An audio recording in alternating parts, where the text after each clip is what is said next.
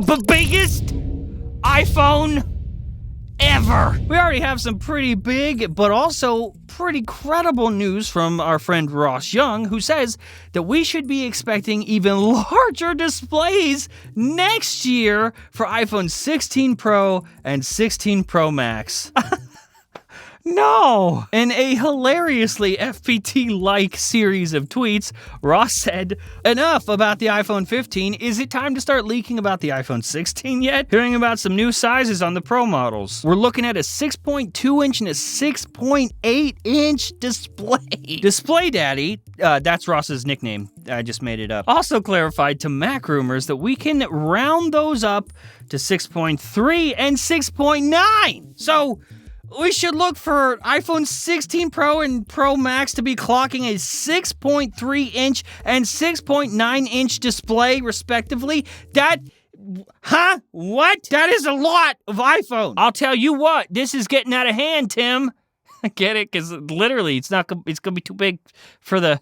Okay, but for real, if this size increase doesn't seem too noticeable from the numbers on paper, you'll definitely feel it in your monkey paws. Why is he... Okay, number one, all right, Brian, the writer of the show, talking to you, so everyone else just don't listen to this part. Why do you say words like that? Why do you write like that? And two, why do I just say it willingly? Another 0.2 inches added on diagonally will definitely be noticeable. And moving backwards for a second, if we can, I just called Ross Young Display Daddy because, well, he's the CEO of DSCC, that's Display Supply Chain Consultants, so if there's somebody who would know, it's him. But also, Ross has a very good track record when it comes to display stuff for Apple. I'm pretty sure 100%. I am too lazy to look up do the research, find out if what I just said is accurate, but we're going to say 100%. Good job, Ross. A+. The only thing that me, as a journ, would be worried about is that this is so early on in iPhone 16 development and, might be a little bit too early. I, for one, have some experience saying some stuff a little bit too early, and then things get changed, and then you look stupid. Do I need remind you about the current news cycle, about how the iPhone 15 Pro was going to have taptic buttons, not real buttons, just capacitive buttons? That's not true anymore. That all gets changed in a week. None of this is real, but,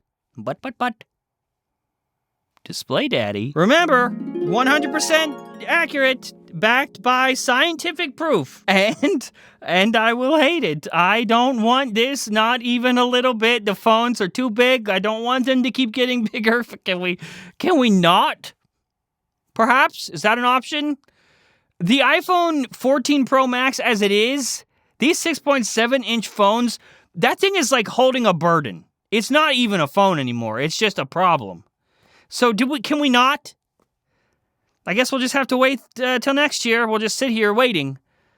Like sands through the hourglass, so are the days of our lives. Yes, I got that from a soap opera. Why, hello there, valued Front Page Tech viewer. Today we have a very exciting product to share with you, and it is none other than the UFO 2 from Swedish beauty company Foreo.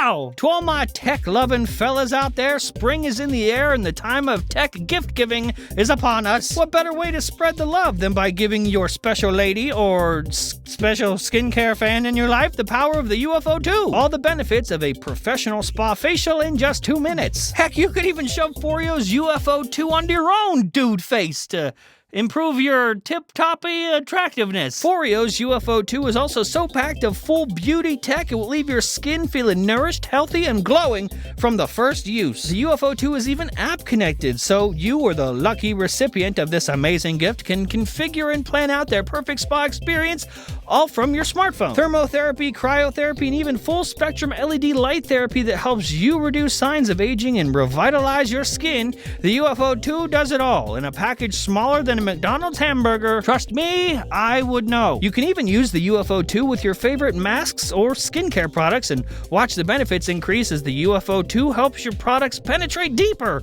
glowing you up in 2 minutes. The UFO 2 is a beauty industry leading supercharged at-home facial device that can take your skincare to the next level. Or if you're like me, the ground level. Seriously, I'm a barbarian. I need all the help I can get. So check out the link in the description below to learn more and get Forio's UFO 2 today. Get to getting while the getting's good.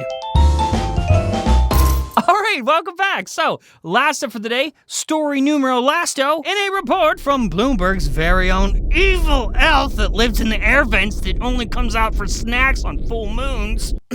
Mark Gurman, that Apple Watch Series 9 is getting a little speed boost. Yes, sir. Mark said in his new Discord channel for his newsletter subscribers. That was a statement I didn't think I would be reading today. Anyway, in Mark's Discord, he said Apple Watch Series 9 is getting an updated processor based on the A15 chip. This is such a super necessary improvement for Apple Watch, and I'm shocked that it took them so long, almost angry that it took them so long. This is the side effect of having no actual, true, viable competition when it comes to smartwatch. Not even smartwatches. I will remind you, once again, as I do often throughout the year, Apple, the Apple Watch, #1 watch in the world. Not just smartwatches. #1 watch in the whole world of all watches. And when you don't have competition, then you don't have to try. And that's the real problem here. Not to say that the Apple Watch is slow, because it's not. None of the Apple Watches are truly slow, at least the more recent Apple Watches. If you're still hanging on to Series 3, thoughts and prayers, I guess.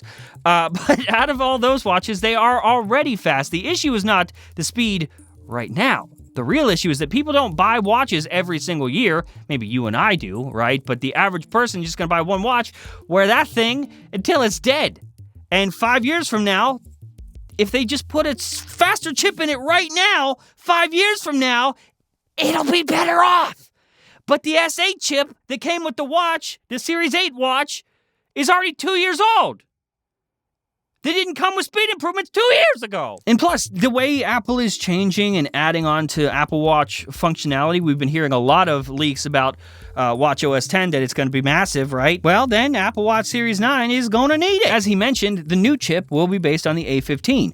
And that would improve everything from speedier loading times, give us better battery life, probably better thermal management, even additional stability within less perfect app experiences. And of course, the upcoming watchOS 10 and the probably buggy features that will come with it, because me. Oh, and Tim, as a lot of the viewers have noticed, because somehow you guys noticed everything, yeah, I got an Apple Watch Ultra. Sue me, okay? I'm on the train. And Tim, give me all that battery life. I want to eat it. I want to gobble it all up. Just...